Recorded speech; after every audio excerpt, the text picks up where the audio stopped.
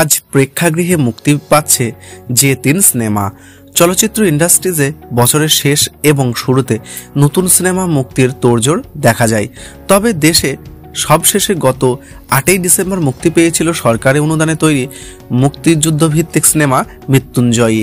এরপর দেশের হলে মুক্তি পায়নি আর কোনো দেশি সিনেমা। তবে দেশি ছবিগুলো না পেলেও গত 1.5 মাস জুড়ে দেশের সিনেমা হলগুলোতে চলছে বলিউড সিনেমা। তবে শুক্রবার দেশের প্রেক্ষাগৃহে একসাথে মুক্তি পাচ্ছেন 3 সিনেমা। চয়নিকা চৌধুরী পরিচালিত কাগজের বউ, মেহেদী হাসানের পরিচালিত শেষবাজি ও 3 পশ্চিমবঙ্গের সিনেমা হুব্বা রয়েছে মুক্তির মিছিলে। ভালোবাসা, মান অভিমান ও সম্পর্কের টানাপোড়েন নিয়ে নির্মিত হয়েছে কাগজের বউ সিনেমাটি।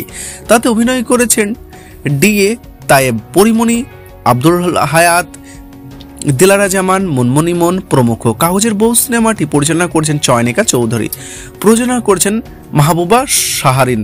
এটি তায়েব পরিমণির জুটির দ্বিতীয় সিনেমা। এর আগে সোনাবন্ধু সিনেমা একসঙ্গে দেখা গিয়েছিল তাদের। মানুষের জীবনে জুয়া খেলার প্রভাবকে কেন্দ্র করে গড়ে উঠেছে থ্রিলার ঘরানো সিনেমা শেষবাজি।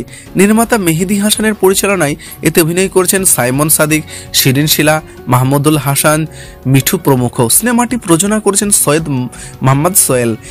এই সিনেমা কাহিনী সংলাপ লিখেছেন পারভেজ সুমন। অন্যদিকে ভারতের কুখ্যাত গ্যাংস্টার হুব্বা শ্যামলের জীবনে ঘটনাবলী নিয়ে নির্মিত হয়েছে হুব্বা।